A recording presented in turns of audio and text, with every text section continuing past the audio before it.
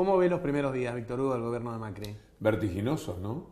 Sí, ¿se asombró? Sí, porque además van por varios frentes, como queriendo dar la sensación de un cambio radical en la vida del país. Y entonces van por el ataque a la justicia, que ha sido impiadoso, vergonzoso y antirrepublicano.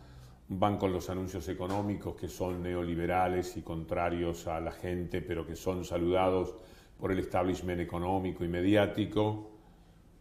Van por la designación de funcionarios de Clarín para fortalecerse en todos los niveles, con lo cual no te dan tregua. Van por buscar que haya manera de encontrar la forma de matarlo a Nisman, porque Nisman se suicidó, por supuesto, pero ellos quieren recorrer un camino en el que a Nisman lo maten.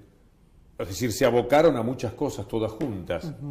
Han creado una alianza, una relación que va a ser de amor-odio, de celos, de envidias, pero que tiene mucho poder en sí misma, que es Lorenzetti Macri, como dos arietes en la vida nacional de Héctor Mañeto, que es el gran jefe para mí, y me parece que es difícil discutirlo. Y en ese movimiento que han establecido, en el que cada hora aparece una noticia, consiguen surtir a los medios de comunicación de una actividad en la cual pensar es muy difícil. Parar la pelota y mirar qué es lo que sucede, mirar el juego, no le ha sido posible a nadie, mucho menos a los que no quieren hacerlo, porque son de alguna manera cómplices, socios, lo que fuera, desde los medios de comunicación. Más allá de Clarín, da la impresión de una uniformidad muy grande a favor de Mauricio Macri. Digo, es muy difícil escuchar voces críticas en estos días. Es que el poder real sumado al poder político genera eso. Ya lo vimos en los tiempos de Menem. Cuando el poder político se corresponde con el poder real, le pertenece, actúa en su nombre, es una escribanía del poder real, del poder de los medios, del poder de las corporaciones industriales y campesinas, actúa de esa manera. Esta decisión de nombrar jueces de la Corte por decreto, digo, que tomó como una cosa así de reafirmación política. ¿Por qué? ¿Por qué puede habérsele ocurrido hacer eso, Mauricio Macri? Es un bochorno tal que no tiene explicación. No la encuentran ni sus adeptos. No la podés registrar en lo que declaró toda la vida, en el inmenso cinismo que hubo durante todo lo que precedió a las elecciones, todo lo que se vivió particularmente en el año 2015. Entonces no hay manera de explicarte por qué un ataque que no tiene piedad con la Constitución, con el sentido común, con nada de lo que es una manera de registrar nuestros actos.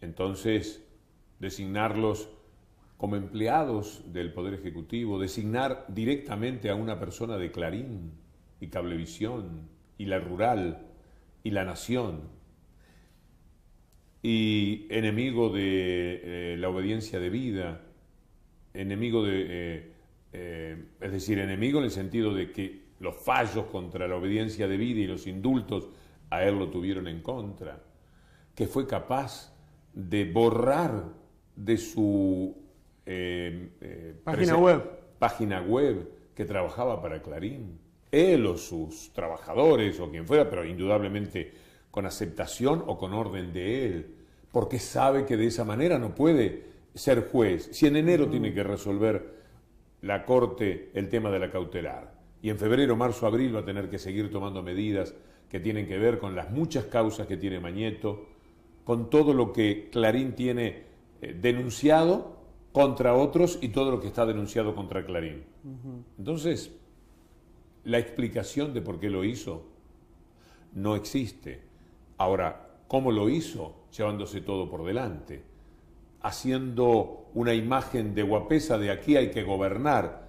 Ya no les importa cómo. Antes sí se fijaban en cualquier detalle de cómo se hacía, pero ahora no tienen en cuenta. Toman el inciso 2 del artículo 93, lo que dice es que vos podés nombrar empleados así, podés juzgar como tal a un integrante de la Corte Suprema de Justicia. podés pasar por encima del Senado. Salieron a contestarle, algunos de estos constitucionalistas que suele utilizar Clarín casi como columnistas. Sí, como hay gente Domínguez y que Sapsay. quiere ganar en la salida la cuerda de que ellos son capaces de decir algo contra Macri. Total, si lo mismo lo van a hacer. Y ya lo dijeron, este es un estado no sincero de algunas críticas. Porque la crítica real, si no dice, vos apreciá, si dice, este es un error, no lo comparto, no hizo bien, esto es un ataque vergonzoso a la Constitución, a todos los elementos, no quiero ser redundante, a todo lo que dije antes. Lo saben. Y no lo dicen de esa manera. Entonces un poco se cubren, procurando ganar un crédito para las futuras opiniones que den a favor del sistema. Porque de todas maneras, lo de la Corte opaca lo que han sido las decisiones económicas de esta semana. Y ahí quería llegar. Una catarata yo no sé si las tiene bien consolidadas, porque hay algunas cosas que son muy técnicas. Para mí se han tirado un lance en muchas cosas. Ajá. O sea, ellos han apostado a generar una imagen y que de esa imagen salgan cosas positivas en lo que ya es escasamente positivo para la gente. Pero por lo menos para esa estabilidad y esa supuesta tranquilidad que ellos quieren en la relación con el poder económico internacional, con el poder económico nacional. Necesitan aguas que se tranquilicen, tratan de dar una imagen y a mí me parece que eso es lo que... Ahora, este tema de terminar con el control de cambios, o lo que ellos le llaman el cepo, tiene una gran aceptación social. Digo, yo escuché gente saliendo a festejar, tocando bocina. Tiene una gran aceptación del establishment, pero cuando la gente se dé cuenta que esto se traslada a los precios y que va a pagar un 40, un 50% más de lo que pagaba hace un mes, y cuando se dé cuenta que la compra de dólares no es algo que acompañe el andar del 80% de la población y que tiene que ver con unas pocas personas, cuando se den cuenta de la engaña pichanga, que significa que digan, podés comprar hasta 2 millones de dólares, mirá la libertad que tenés. ¿Y quién los tiene? El taxista que trabaja, ese taxista que como estereotipo, porque no son todos iguales, tanto protestaba por la falta de libertad para comprar dólares, hizo 1.000 pesos ayer y se levanta con 600 al otro día. ¿De qué le sirve poder comprar 2 millones de dólares?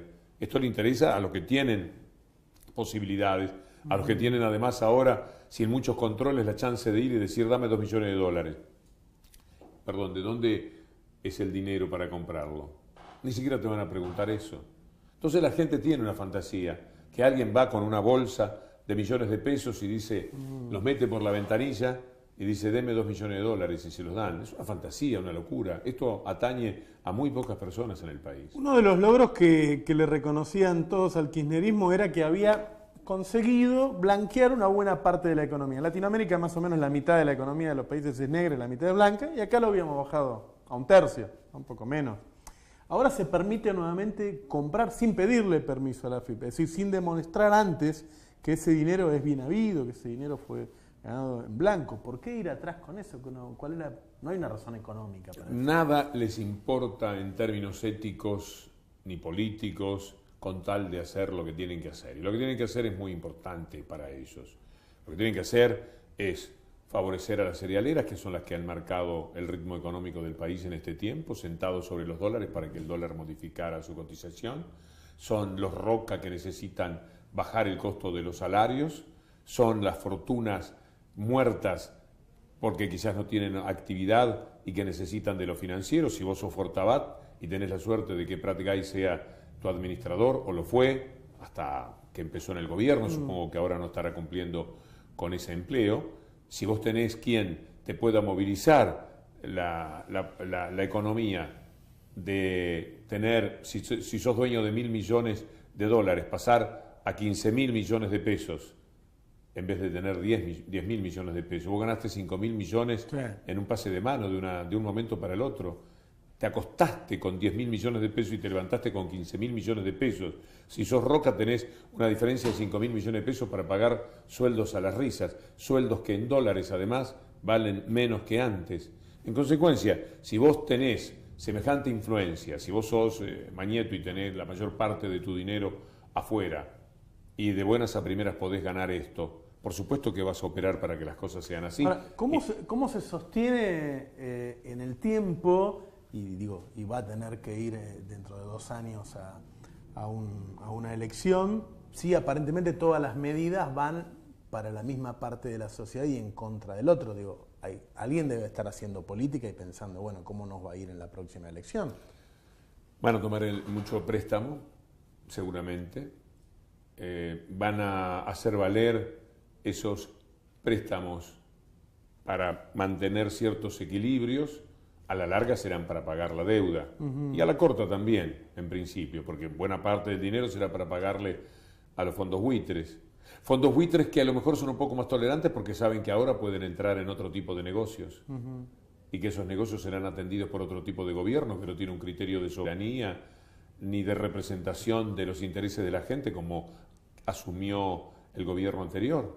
Entonces con esa gente son más del palo. Podés hablar de otra manera, podés decir, bueno, mira, esto me lo pagas un poquito más adelante, te voy a poner tal interés, te asegurás que vas a cobrar porque es gente que te va a pagar, porque es gente que no te va a discutir la procedencia de esa deuda, no te va a decir, pero ¿cómo ustedes que son el 7% procuran modificar todo un acuerdo hecho con el 93%? ¿Dónde existe eso? ¿En dónde hay que superar el 60, el 66% del pago de una deuda para que todos entren dentro de esa deuda? ¿Se entiende lo que digo? Sí, ¿no? absolutamente. Planteado en estos términos, parece que fuera un grupo de malas personas que quieren perjudicar al pueblo. Yo conozco a algunos desde hace bastantes años, como Rogelio Frigerio, como Federico Sturzenegger, como Pinedo, y no pienso eso de ellos. No pienso que sea mala gente que quiere perjudicar al pueblo. Digo, cuando uno ve las medidas, ve que hay. Digo, ¿cuál es la lectura desde lo humano de un grupo de personas que ellos creen en un Dios, lee?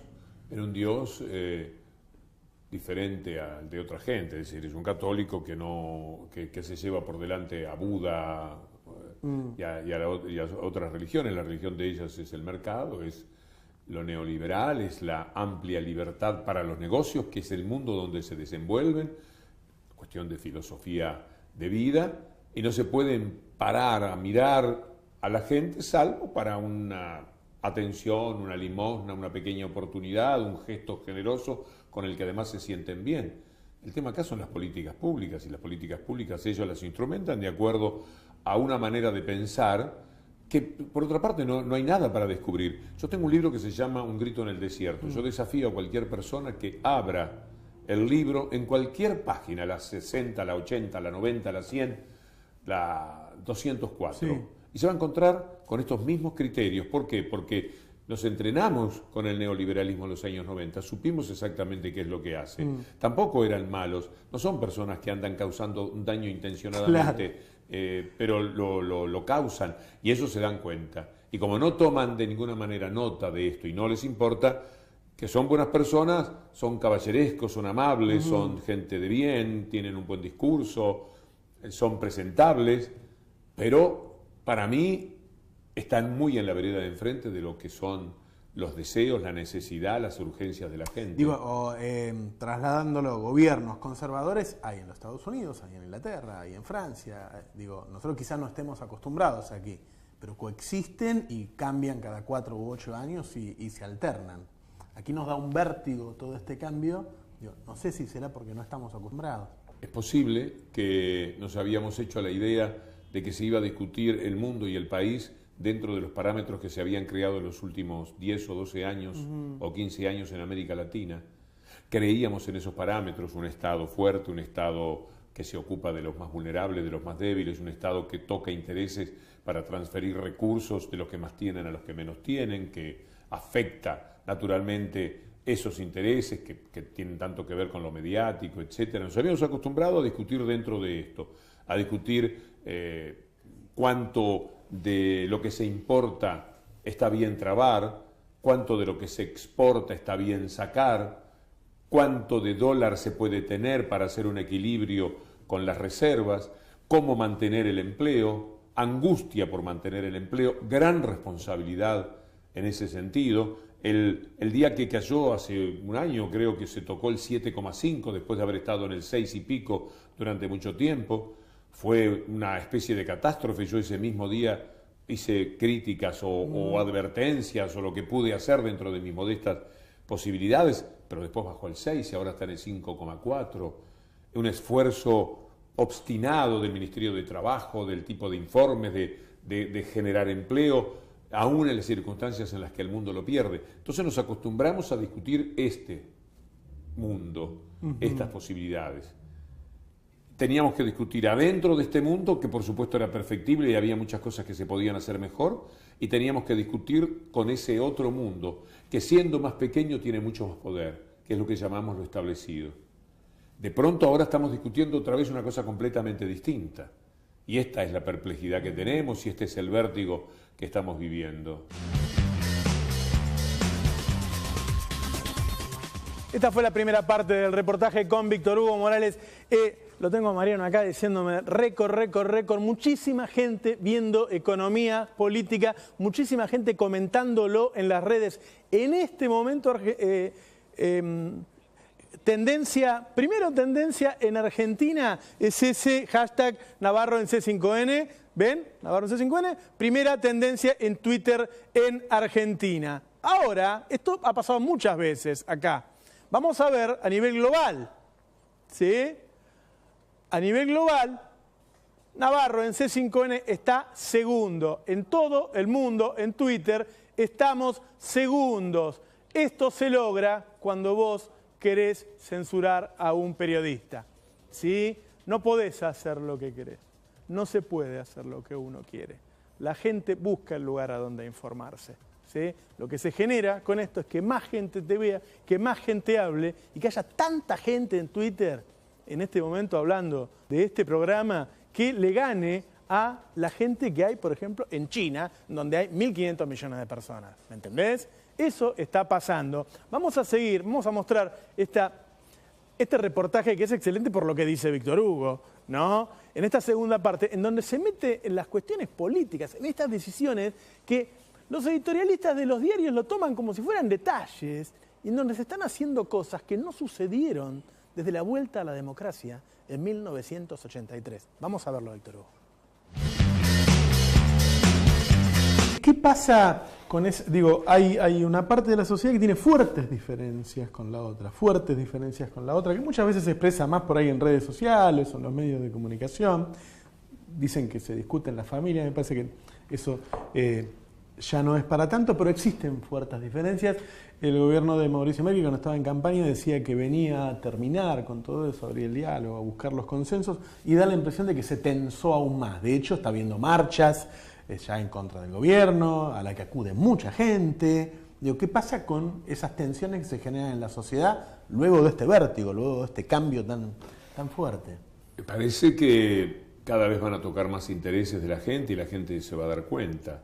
El que estuvo lúcido y sabía lo que es el neoliberalismo se va a indignar con los que acompañaron al neoliberalismo siendo de su propio lugar social. Sí. Es decir, va a haber mucho enojo. Lo que pasa es que no sé, nadie anda con un cartelito de yo los voté. Entonces va a haber una especie de pesar, desencanto, así indiscriminado contra quienes hayan favorecido desde el lugar del trabajador. Yo creo que los ricos, las familias de los cerealeros, los hijos, los primos, los parientes, los exportadores, la gente de campo en general, por ahora, tienen que estar muy contentos y tienen que sentirse orgullosos y felices de haber votado neoliberalismo, porque dentro de eso se van a desenvolver como peces en el agua. El drama, el problema, el dolor, asiste a quienes sabían que esto podía suceder y sienten que hubo una especie de traición de clase, de quienes, por otro tipo de urgencias, por una cuestión casi aspiracional, terminaron votando un gobierno que definió muy bien en un poema que tendrías que ponerlo un día, alguien tendría que ponerle música de Sasturain, que es algo así como se vienen los rubios, o llegaron los rubios para arreglarlo todo. Yo creo que hubo también algo de eso en el comportamiento de una parte de la sociedad, aquella que no tiene razón en haberlos votado. Nada observo, ni nada discuto del comportamiento de la persona que por clase social, por dinero, por lugar económico, acompañó todo este movimiento y ahora tiene que estar notablemente feliz. Hubo festejos en la semana cuando se anunció el levantamiento del cepo. Hay gente que hace muy buena diferencia. Yo todavía pertenezco a esa gente. Claro. Yo vivo un poco una especie de contradicción. Cuando yo escribí Un grito en el desierto en los años 90, yo viví la mejor etapa económica de mi vida, porque esto tiene perdedores que son muchos y ganadores que son pocos. El que está del lado de los ganadores lo pasa muy bien. Y el que está del lado de los perdedores va a tener un periodismo que es parte fundamental de toda esta historia, ocultándole información, ocultándole que la gente sale a las plazas. Vos me decís que hay tensión social y que la gente salió a las plazas. Sí, ocurrió, pero ¿cuánto se vio de esa información en la primera salida que hubo? En el momento en que estaba la manifestación con la ley de medios, ningún canal lo estaba tomando, solo Telesur. Solamente Telesur. ¿Y cuánta gente informó de lo que ocurrió? Y estaban en todas las plazas del país. El martes hubo una especie de conferencia de prensa ofrecida por gente que antes tenía mucha atención periodística. Estaban Kicillof, Devido, Recalde, pesos pesados de la opinión económica. ¿Dónde trascendió? ¿Dónde se les vio? Lo ocultan, ni siquiera lo ponen para la discusión. No quieren ni oír eso. A mí me da la impresión de que eso puede ser temporal, pero que la información fluye de algún modo y que después hay un reacomodamiento en los medios. Nadie tiene todos los medios a favor. Bueno, ¿no? mirá, de alguna manera, lo que para vos es un halago profesional, para tus muchachos, para tus trabajadores, lo que ha ocurrido con el Destape, cuando me enteré el otro día que había tenido 500.000 visitas y que entonces andará promediando algo por el estilo, esto es asombroso. Seguramente hay otros lugares, que sé de 2 o 3 más, yo no estoy muy metido en todo esto, pero los hay que también están teniendo mucha visita y que ven que asumiendo la responsabilidad de informar con seriedad, con contundencia y con rigor, pueden encontrar la posibilidad de satisfacer a mucha gente que ahora se da cuenta que le están ocultando información, que están jugando como si se tratase de aquellos que en la puerta del circo te dicen vayan pasando, que aquí todo es divino, tenemos los mejores leones, periodistas amaestrados, qué sé yo, pueden ofrecer una variedad muy interesante para que vos entres a ese mundo. Y yo creo que hay gente que dice, no, ahí no voy a entrar, voy a ir a otro sitio, me voy a informar de otra manera. Y es lo que está ocurriendo y lo que seguramente va a suceder. Ojalá que sea así. Yo me doy cuenta que tiene que pasar algo, que en el mundo y particularmente en la Argentina algo tiene que suceder en materia de información, que no podemos seguir atosigados, abrumados, estrangulados informativamente por estos medios tan poderosos que no tienen moral, que no tienen ética, que lo único que les importa es el negocio que ellos representan, ser el mascarón de proa de un neoliberalismo al que ellos llamaron y convocaron en todos estos años, haciendo un enorme daño a la información y al periodismo, y ahora van a tratar de mantener, porque sí han aprendido que fue muy doloroso para ellos perderse 10 o 12 años de los negocios que habitualmente hacían, con sus bonos, con los bancos, con todo ese poder económico que ellos representan. Hubo un hecho político que fue noticia, pero que claro, como al otro día asumió Mauricio Macri, se dejó de hablar del tema, pero que a mí me dejó impresionado, y es que una presidenta la gente haya ido a despedirla en masa. Digo, se calcula que fue por lo menos 500.000 de personas acá, en la Plaza de Mayo. ¿Cómo lo veo? Un hecho asombroso. Yo creo que en el mundo entero, ni en la historia, se ha dado una cosa igual. No sé, no conozco ningún registro. Me dicen que no. Para decir gracias, te quiero, esas dos palabras juntas, hasta siempre, sin vos va a ser muy difícil, que era el mensaje que la gente emitía, apretados como nunca, como si estuviesen abrazados, faltaba que la gente hubiese estado toda, porque muchos lo estaban, abrazados, tomados del hombro del de al lado. Generar algo así es haber hecho una cosa importante. Podrán discutirse muchos hechos, ciertas formas, pero ahí tiene que haber habido un contenido muy reparador para los que estuvieron al margen siempre, para los que fueron invisibilizados, para los que ahora ascendieron a la calidad de personas, para los que ahora, cuando el Estado no reparaba en ellos, se encuentran mensualmente yendo a una ventanilla y diciendo su nombre y dando un número y cobrando una jubilación que no tendrían, o cuando se registra que los chicos tienen una escolaridad del 98%, o cuando se da una mortalidad infantil que bajó del 23 al 11, al 10, y vos te haces una presentación de que eso implica imaginarte mucho menos dolor de miles de familias. Y ahí estaba esa gente para decir gracias por esto. La empleada doméstica, que no era ni vista, de la que no se sabe el nombre en muchos lugares, y que de pronto tiene derechos y sabe cuántas horas tiene que trabajar y cuántos días le corresponden de libertad, y te puede mirar a la cara y te puede mirar a los ojos para exigirte esa responsabilidad que tiene su empleador. Me parece que las personas que estaban absolutamente abandonadas por el Estado, por un Estado que los había abandonado antes cuando eran trabajadores, que los abandonó siempre, y que de buenas a primeras los llaman y le dicen venga que lo vamos a jubilar, y sabe que jubilar se va aprendiendo y dice, pero ¿cómo? Yo me jubilo, pero decían que la plata es poca, pero caramba, no es tan poca comparado con nada, que era lo que yo tenía antes, nada. Pero además, ¿cómo es esto de las excursiones? ¿Cómo es esto de la salud? ¿Cómo es este amparo que me dan? Estamos hablando de millones de personas que estaban allí, representadas por esa gente.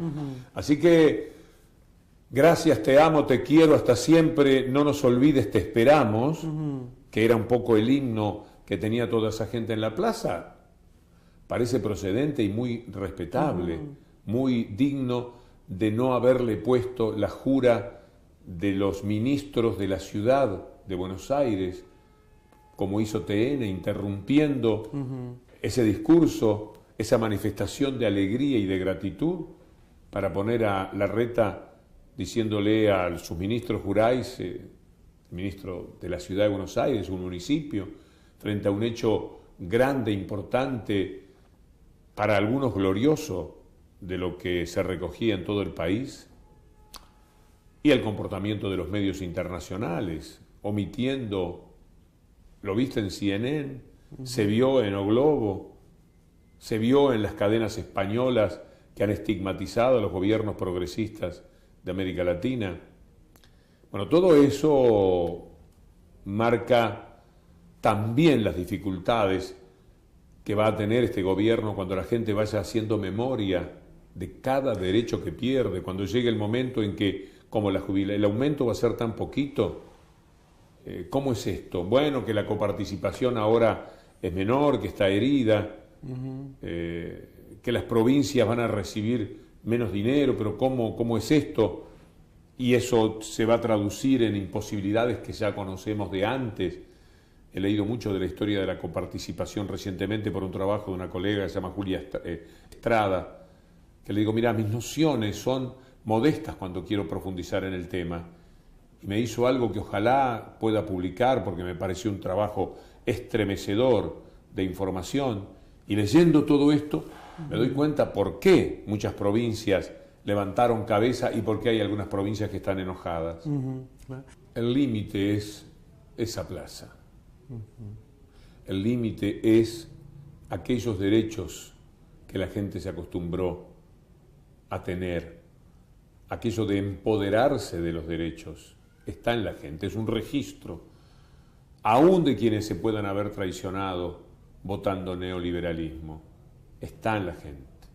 Y ese es un límite, tocar el empleo, que empiecen a quedar empresas que cierran, pymes que no pueden resistir, trabajadores a los que no se les paga o que vuelvan a ser tomados solo en negro, saltando otra vez del 34% de trabajo informal al 55% que hubo en algunos momentos, retornando a aquello que parecía estructural en vez de seguir apisonando lo que era el registro de la actualidad, pasar de 34 a lo que a mí, por intuición, me parece que es el límite, 25, 26, 27%, que hubiera sido glorioso, aunque seguís teniendo 27 o 28 trabajadores informales. El límite está en el corazón de la gente, está en el registro de la gente. Tendrán que tener bastante cuidado. Ahora están muy embalados y hacen los anuncios y dicen que es una buena noticia. Práctica y dijo, les traigo una buena noticia. Parecía de la Rúa. Qué lindo es dar buenas noticias. Pero la noticia era tremenda para muchísima gente. La noticia era que con 7.000 pesos, que gana el 87% de la gente más o menos, Claro. con 7.000 pesos vos ahora tenés que afrontar un aumento de un 40%, que ya está instalado y que todavía puede ser mayor. Y entonces en vez de 7.000 vas a pasar a tener 4.000, ni hablemos en dólares. ¿Y la inflación estará acompasada por el salario? Será difícil. Hasta ahora, nosotros toda la vida hablábamos de inflación, vos no, porque vos sabés, pero yo, que no sabía la relación inflación-salario, es decir, lo podía intuir, pero no lo tenía tan preciso. Fueron años y años de una inflación alta, pero un salario que siempre lo alcanzaba y lo superaba. En fin, hay límites. Y al mismo tiempo está el deseo de que no se deteriore tan rápidamente como uno piensa que puede suceder todo esto. Una última pregunta sobre algo que uno está acostumbrado a hablar, a escuchar hablar de cultura.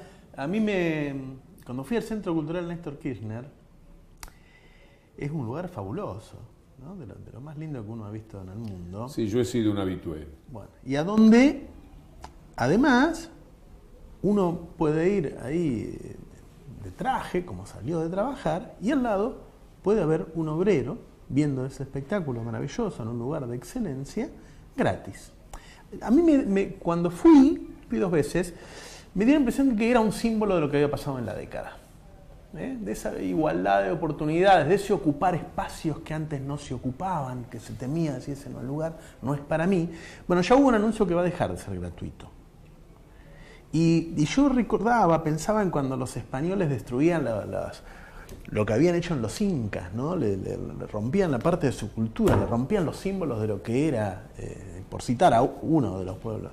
Y me preguntaba si era necesario cobrar o si tenía que ver con romper esos símbolos. Cobrar para entrar al Centro Cultural Néstor Kirchner. Hay ámbitos que son una responsabilidad del Estado para darle justamente a la gente la oportunidad de recrearse y también de mejorar su nivel cultural, su aprendizaje. Cuando vos ves un concierto, ves un artista, ves a Charly García o ves a la Sinfónica Nacional, vos salís siendo otro, estás modificado, sos mejor persona, querés al mundo, ves la ciudad más linda, pasan cosas maravillosas en el ser humano. Pero si vos no podés ir porque te cuesta 100 pesos, más 2 entradas, más el transporte, etc. Yo me di cuenta que en el Centro Cultural Kirchner, por ejemplo, yo que soy tomador de taxi, salía a tomar un taxi, no obtenía competencia, porque la gente no sale y toma taxi de allí, salía y se iba al subte, al micro. Era bien gente de pueblo que había ido de una manera baratita y que se volvía de la misma forma a su casa. Y eso vos se lo vas a privar. Hay ámbitos donde tenés que cobrar, en todos lados se cobra, pero en todos lados vos tenés lugares en donde tenés la chance de que la gente vaya. Y además, con la familia, eso que vos... ¿Cómo haces para ir con tu mujer y tu hijo mayor y compartir un concierto que tenés ganas? ¿Cómo hace el que ama a Spinetta en un recital en el que le van a cantar todo lo de Spinetta para ir el padre que vio Spinetta y el hijo que también quiere Spinetta y la mujer? Tenés que luchar por las entradas y cuando las conseguís te sentás allí y disfrutás todos juntos. Había un clima de familia, lo hay todavía. No nos adelantemos, yo no creo que finalmente lo hagan. No pueden ser tan egoístas y además sería incoherente, porque en la Usina del Arte también se da gratis. Y yo también soy habitué de la Usina del Arte. Es necesario que haya ámbitos donde sea el Estado el que te da educación, cultura y entretenimiento. La gente merece que le den la oportunidad de entretenerse. Yo que soy un entretenedor, un entretenido habitual, un fanático del mundo del espectáculo, un hombre que no sabe vivir un solo día de su vida sin un cine, una película o un concierto. Yo sé lo que pasa en mí. Cuando he tenido tantos problemas de confrontaciones y demás, la gente me mira y me dice, pero diciendo, pero cómo no está deteriorado. Espero que así sea. Y yo digo que me mantiene en pie el disfrute, y que ese disfrute tenés que dárselo a la gente. Porque si vos le decís aquello que decía aquel tipo de pelo blanco del fútbol de torneos y competencias, que decía lo más democrático es que el que quiera ver fútbol lo pague. Porque este es un concepto de la vida. Entonces, lo más democrático que el que quiera ver la Sinfónica Nacional lo pague. Lo más democrático que el que quiera ver un festival con Charly García y Fito Páez lo pague. ¿Qué se va a hacer? Esas cosas tienen un costo. A mí me parece que el Estado tiene que tener generosidad y no crear desigualdades.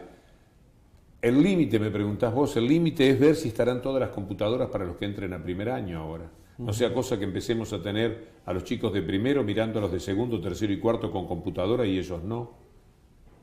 El límite es no volver al tratamiento desigual.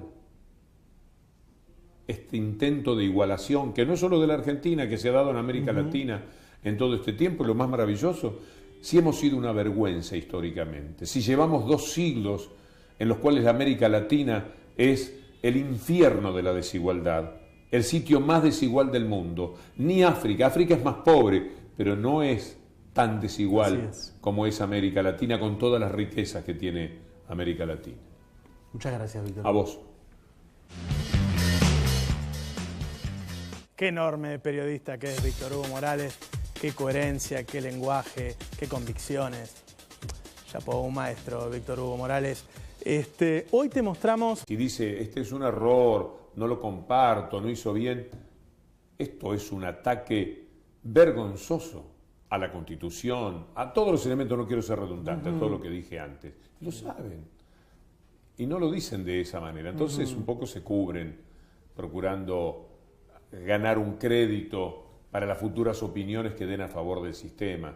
Porque de todas maneras, lo de la Corte opaca lo que han sido las decisiones económicas de esta semana. Y ahí quería llegar.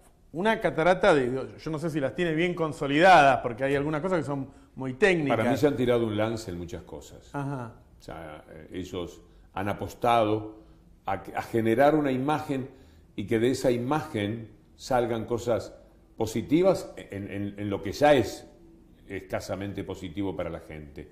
Pero por lo menos para esa estabilidad y esa supuesta tranquilidad que ellos quieren en la relación con el poder económico internacional, con el poder económico nacional. Necesitan aguas que se tranquilicen, tratan de dar una imagen y a mí me parece que eso es lo que... Ahora, este tema de terminar con el control de cambios, o lo que ellos le llaman el cepo, tiene una gran aceptación social, digo, yo escuché gente. Y me parece que es difícil discutirlo.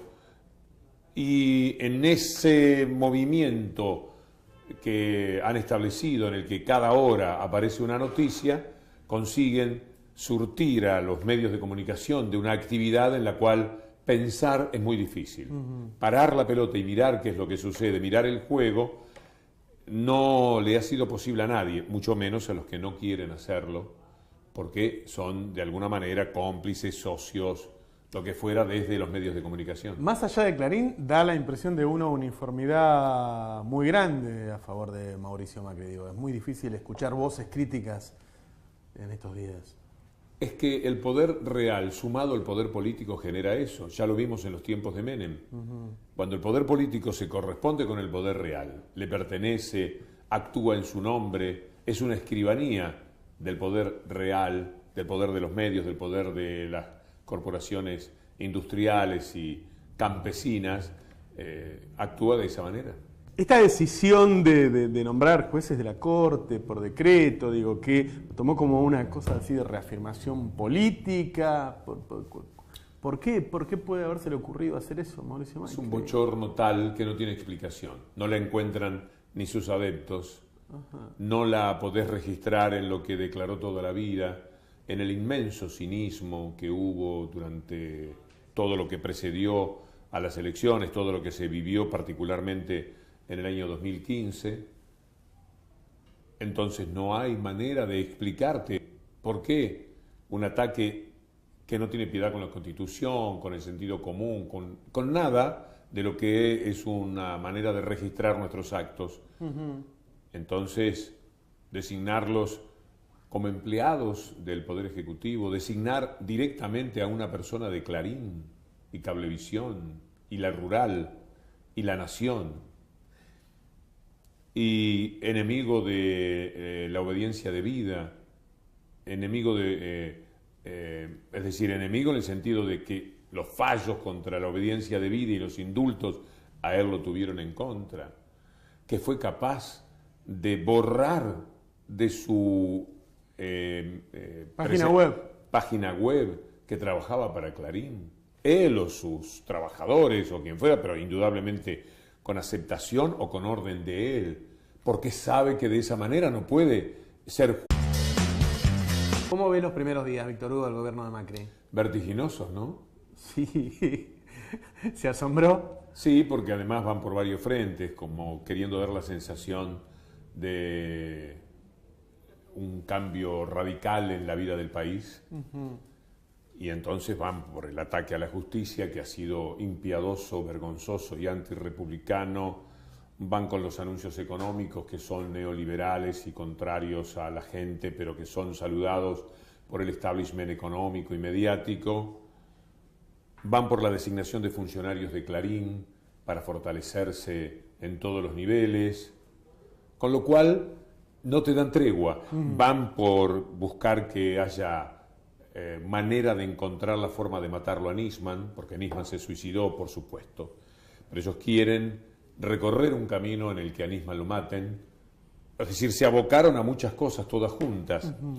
Han creado una alianza, una relación que va a ser de amor-odio, de celos, de envidias, pero que tiene mucho poder en sí misma, que es Lorenzetti y Macri, como dos arietes en la vida nacional de Héctor Mañeto, que es el gran jefe para mí. Pues, si en enero tiene que resolver la Corte el tema de la cautelar, y en febrero, marzo, abril va a tener que seguir tomando medidas que tienen que ver con las muchas causas que tiene Mañeto, con todo lo que Clarín tiene denunciado contra otros y todo lo que está denunciado contra Clarín.